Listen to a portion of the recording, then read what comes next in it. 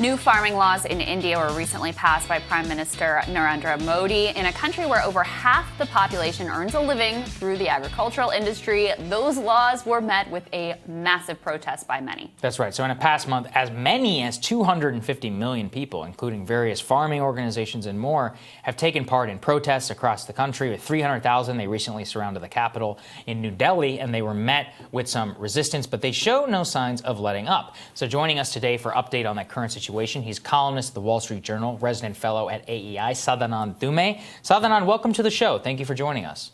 Good to be on your show. Absolutely. So, Sadanand, just break this down for us from the very beginning. What are these reforms that are being passed? What's the defense of the reforms? What's the backlash against the reforms? And why is this significant about what's happening in India and Indian politics right now?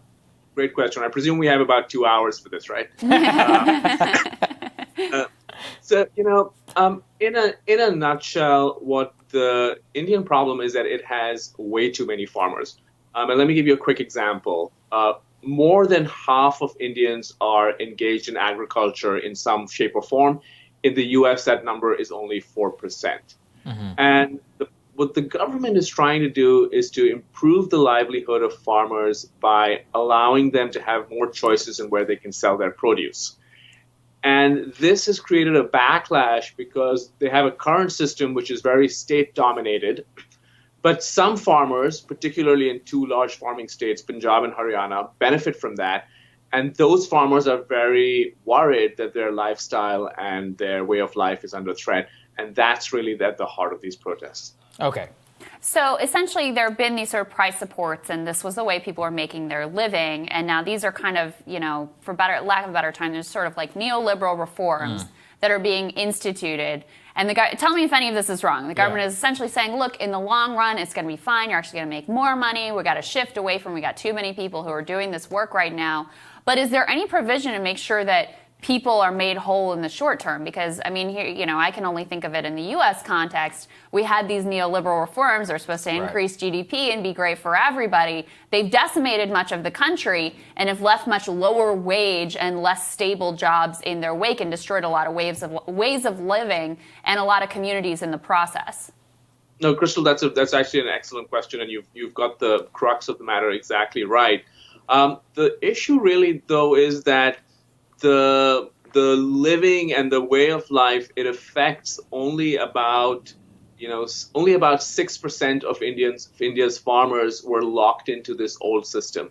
So kind of think of it like, maybe say the reform of the Soviet Union, where you're going to have winners and you're going to have losers. And there's no question that the people who are protesting, particularly from those two farming states, Punjab and Haryana, they really are worried that what could be theoretically a reform that is good for the whole country, which I believe it is, could end up being a reform that very severely impacts their lifestyles. So the individuals protesting do have reason to be worried, because if the government moves away from this old system that gave them support prices, the government says that it's not going to end those support prices.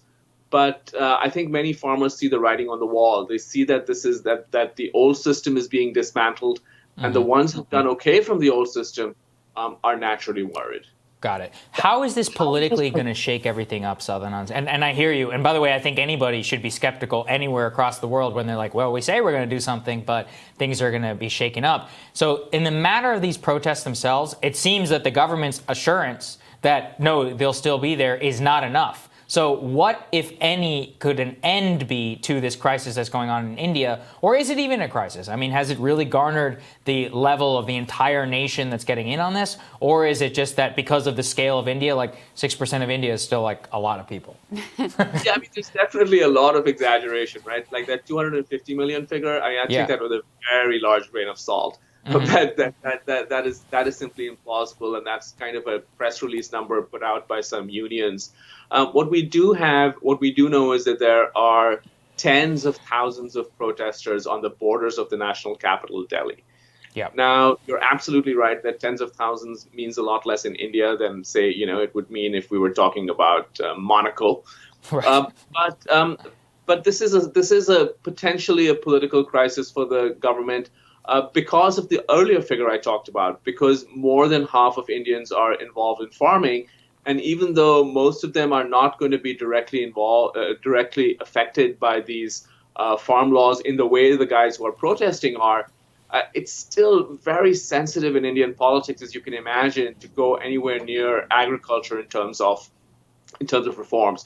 So I would say that in Modi's 6 years in power, this is probably the most serious political test he has faced. Wow. And what does the coalition look like? That is, so you talked about, the farmers who are directly impacted, and especially in certain states within India. But what is the broader coalition that is supporting and backing the farmers' movement? So it's a combination. At the core of it would be what I would call middle-class farmers, the farmers who've done well with India's green revolution over the last 4 or 5 decades.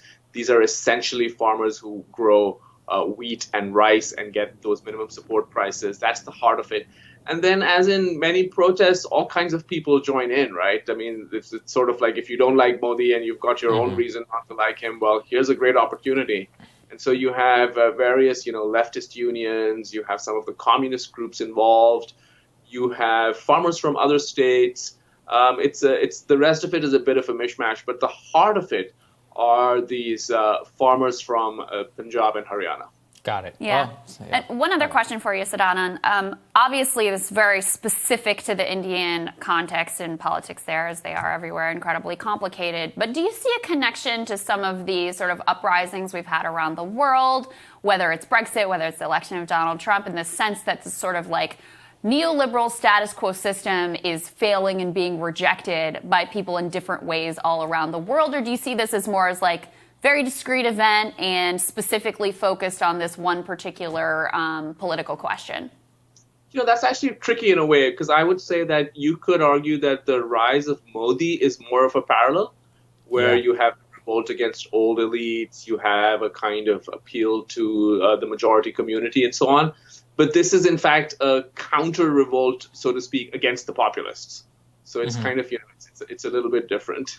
Yeah, it's so interesting, actually, when you think about it in that context. Sadanand, thank you for your analysis. Really appreciate you breaking this down for us. Thanks for having me. All right, next on Rising, Attorney General Bill Barr says his goodbyes, and the GOP is starting to acknowledge a Biden presidency. Going to discuss that when Rising continues.